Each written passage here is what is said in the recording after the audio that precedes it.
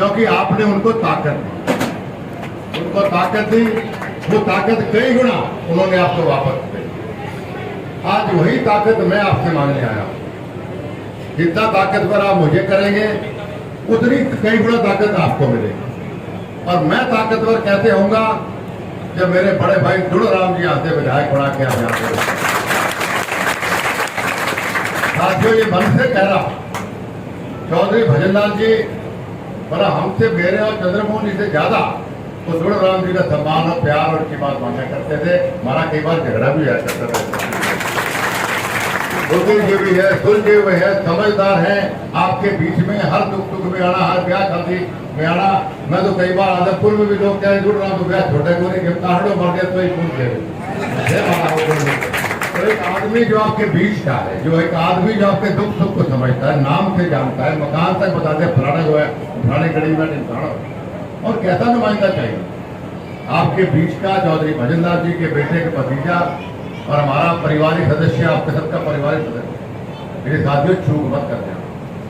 कोई छोटी मोटी नाराजगी हो सकती है, भाई भाई से भी हो सकता है, नाराज हो जाता है, बाप बेटे से भी हो जाता है।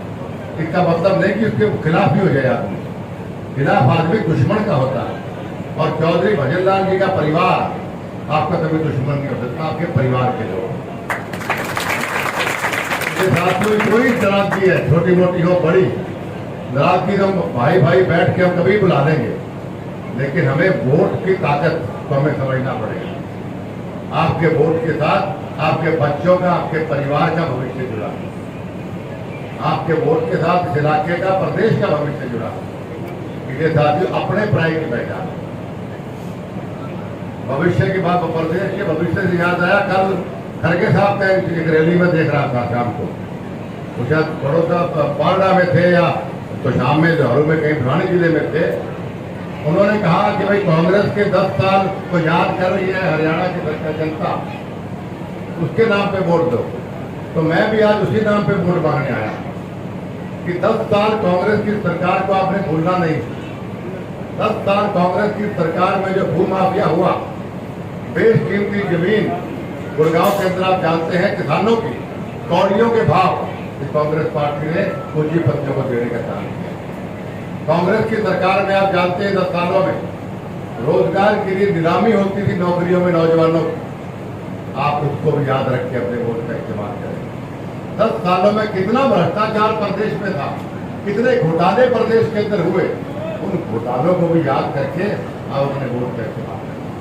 साथियों, आपके वोट की बहुत बड़ी ताकत है।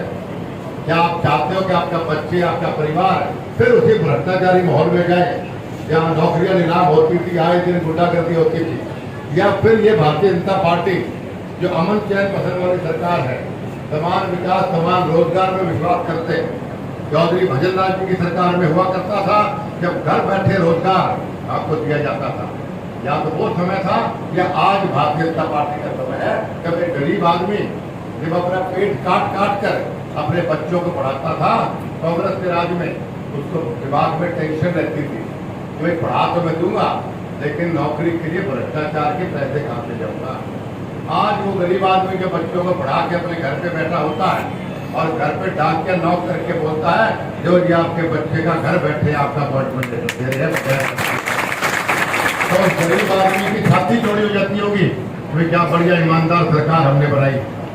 जैसा हमने कहा पर कैपिटा इनकम प्रदेश के अंदर डेवलपमेंट की बाहर आई हुई है।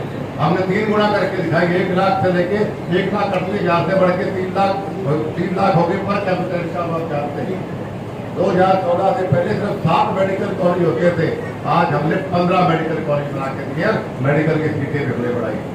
तो 2014 से पहले किसानों को मुआवजा सिर्फ 6,000 एकड़ मिलता था, आज हमने बढ़ा के 15,000 रुपए कर दिया। आप जानते 24 की 24 फसलें आप जानते हमने MSP के अंदर दी है। हम हर काम आपके लिए करते हैं। इसलिए साथियों, 10 साल की सरकार आप देखिए बीजेपी, चाहे वो मोदी जी की सरकार केंद्र में हो या प्रदेश में हो, कोई घोटाला आपके सामने आया। कांग्रेस पार्टी की सरकार में आए दिन आप कभी अखबार खोलो तो घोटाले, आप फोन खोलो, टीवी खोलो तो घोटाले। शर्म से सिर झुकाया करता था कि रोज कोई नया नया घोटाला आपके सामने आता। आज 10 साल में आज विश्व गुरु बनने की ओर माननीय मोदी जी ने हमारी भारत प्रदेश को बच्चे को बचाया। देखिए मोदी जी की ताकत के लिए, अपनी ताकत के लिए, प्रदेश की ताकत के लिए, फतेहाबाद की ताकत के लिए और चौधरी भजनलाल परिवार की ताकत के लिए आप आने वाली 5 तारीख को भाई दुर्गाराम जी को वोट दें। आप लोग चौधरी भजनलाल जी सब अपने बात, हम छत्तीस बिरादरी के लोग यहाँ खड़े हैं, हमें वोट सभी छत्तीस बिरादरी की चाहिए, लेकिन आप सबसे मैं एक विनम्र निवेदन करना चाहता हूँ, अगर आपके मन में चौधरी भजनलाल जी के प्रति श्रद्धा है, प्यार है, स्नेह है, यदि आप चाहते हो चौधरी भजनलाल जी ने हमारे इलाके का हमारा नाम किया दुनिया के अंदर, तो साथियों आने वाली 5 तारीख को कमर का बटन चौधरी भजनलाल जी को श्रद्धांजलि के रूप में आप देने का काम करेंगे। आपके हाथ आज अभी आते हुए गाड़ी भाई दुर्गाराम जी बता रहे थे यहाँ फसल की अभी खरीद शुरू नहीं हुई, तो मैं अभी गांव के तुरंत बाद गाड़ी बैठूंगा, मुख्यमंत्री से बात करूंगा और तुरंत प्रभाव से आपकी फसल की खरीद शुरू कर देंगे।